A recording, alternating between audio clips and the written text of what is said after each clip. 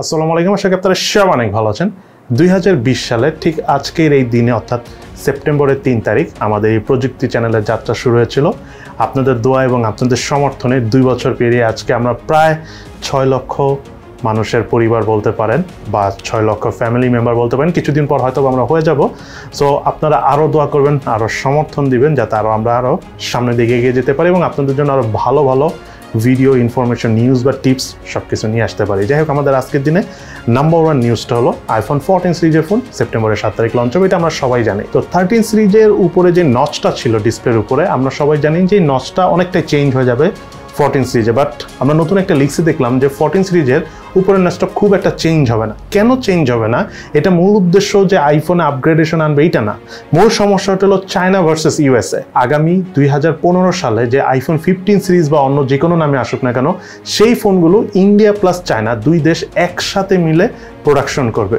So দুই দেশ যখন একসাথে মিলে প্রোডাকশন করবে তখন চায়না থেকে কিন্তু প্রোডাকশন কমে যাবে এবং তারা এটাও বলতেছে যে 2015 সালে যে আইফোনটা আসবে সেটা ওয়ার্ল্ডের one of the most powerful iPhone হবে। এখন দেখা যাক সামনের বছর কি হয়। সো মেইন কথা হলো, যেহেতু একটা নতুন প্রোডাকশন নতুন দেশে হবে, এখন আমরা ধরেন মেড ইন চায়না ফোন নিয়ে অভ্যস্ত, অ্যাপেলের আইফোনের কথা বলছি আর কি। সো হঠাৎ করে মেড ইন ইন্ডিয়া দেখলে আমরা অনেকে হয়তো বা নাও নিতে পারি। দ্যাটস ওয়াই 2023 সালে যে আইফোন 15টা আসবে সেটাতে তারা এতটাই আপডেট আনবে যে আপনার কাছে তখন আর মনে হবে না যে ফোনটা দুর্বল। তো আপনার অনেক শক্তিশালী ফোন হওয়ার কারণে মেড ইন ইন্ডিয়া লেখাটা আর আপনার প্রবলেম হবে না। তখন আপনারা সবাই এই আইফোনটা কিনতে পারবো। এবং সেই সাথে পিক্সেল 7 সিরিজের যে ফোনগুলো আসতে যাচ্ছে গুগলের, সেটাও তারা চায়নার পরিবর্তে ভিয়েতনাম থেকে স্টার্ট করবে। পিক্সেলের 4 ফোনটা আপাতত চায়না থেকে হবে, বাট পিক্সেল 7 সিরিজের ফোন ভিয়েতনাম থেকে তারা প্রোডাকশন করবে। ইন ফিউচার হতে পারে চায়না থেকে একেবারে প্রোডাকশন করবে না।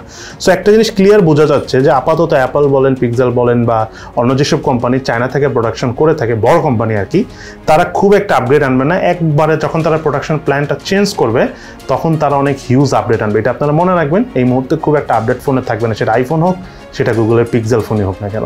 দেন এরপরে টেকনিউজ হলো Huawei Mate 50 ফোনটা কিন্তু আপনারা জানেন কিছুদিন পরে লঞ্চ হবে। ওয়ার্ল্ড ওয়াইড কিন্তু এটা ব্যান্ড, কিন্তু রেকর্ড করে ফেলছে। ফোনটা বিক্রি হওয়া শুরু, বিক্রি বলতে মার্কেটে আসার আগেই অ্যাডভান্স বুকিংয়ের একটা অপশন ছিল।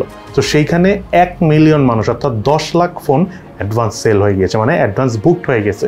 মানে চায়না এত বড় একটা দেশ যে চাইলে সেই দেশেই বিজনেস করে অনেক রিচম্যান হওয়া যায়। সো এইটাই হলো তার অন্যতম একটা উদাহরণ। এদিকে এন্ট্রি লেভেল বাজেট রেঞ্জ অর্থাৎ মিডিয়াটেক হলেও A20 বা A25 এই প্রসেসর দিয়ে Redmi A1 ফোনটা ইন্ডিয়ান মার্কেটে এই সেপ্টেম্বরের 6-7 তারিখে লঞ্চ হবে। এবং তার পাশাপাশি Realme C33 মোটামুটি যেটাকে বলা হয় এন্ট্রি লেভেল বাজেট রেঞ্জের ফোন 10 থেকে 12 বা 15,000 রুপির মধ্যে ইন্ডিয়ান মার্কেটে লঞ্চ হবে। কিন্তু বাংলাদেশ মার্কেটে কিন্তু Xiaomi অথবা Realme কোনো ফোনই আপাতত লঞ্চ হচ্ছে না এবং আগামী 1-2 মাসে হবেও না। সো এই জিনিসটা নিয়ে আমি এর আগেও কথা বলেছি।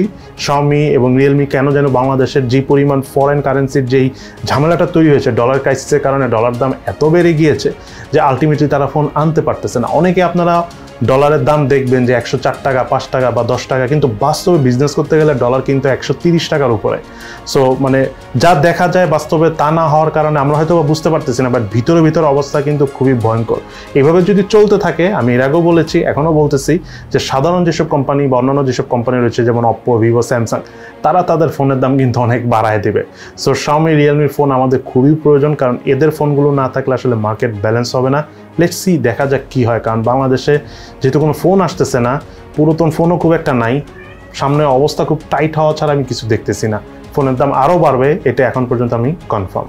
এদিকে 3 ইঞ্চি ডিসপ্লে অর্থাৎ পৃথিবীর সবচাইতে ছোট ডিসপ্লের ফোন আসলো হলো Jelly 2 এবং এই ফোনটাতে বিভিন্ন রকমের ইম্পর্টেন্ট জাইরো সেন্সর, প্রক্সিমিটি সেন্সরের পাশাপাশি 128 জিবি স্টোরেজ রয়েছে এবং বেশ শক্তিশালী একটা প্রসেসর দিয়ে এই ফোনটা এসেছে। এবং এই কোম্পানিটি দাবি করতেছে যে এইটাই পৃথিবীর সবচাইতে ছোট অর্থাৎ 3 ইঞ্চি সাইজের ডিসপ্লের 4G ফোন। এবং আমাদের আজকের দিনের সর্বশেষ টেক নিউজটা হলো, আপনারা সবাই জানেন যে বাংলাদেশে ব্রডব্যান্ড ইন্টারনেটের দাম একবার কমেছে, তার উপরে ভ্যাট ট্যাক্স অ্যাড হওয়ার কারণে কিছুটা বেড়েছে। বাট রিসেন্টলি গভর্নমেন্টের তরফ থেকে আরেকটা নতুন ডিক্লারেশন এসেছে, সেটা হলো খুবই সুন ব্রডব্যান্ড অর্থাৎ ওয়াইফাই ইন্টারনেট আপনারা যেটা ইউজ করে থাকেন সেটার দাম আরও কমানো হবে। কারণ বাংলাদেশে সত্যি কথা বলতে ইন্টারনেটটা খুবই প্রয়োজন। যদি কমানো হয় একমাত্র বাংলাদেশের ফিউচারই হলো আইটি সেক্টর, কারণ এমনি বাংলাদেশের মানুষ বিজনেস খুব একটা বুঝে না, শুধু এখান থেকে প্রোডাক্ট নিয়ে ওইখানে সেল করে, এটাকে বিজনেস মনে করে। সো ইনোভেশন জিনিসটা এমনি খুব একটা সম্ভব না, একমাত্র আইটি সেক্টরে কিছুটা ইনোভেশনের চান্স আছে এবং তার জন্য কম দামি ইন্টারনেট খুবই প্রয়োজন। সো আই হোপ আমরা যদি কম দামি ইন্টারনেট পাই তাহলে দেশকে সবাই মিলে অনেক দূর এগিয়ে নিয়ে যেতে পারবো। যাই হোক, আজকে তাহলে এই পর্যন্ত, সবাই ভালো থাকেন, সুস্থ থাকেন, ইনশাআল্লাহ দেখা হবে ফিউচারে।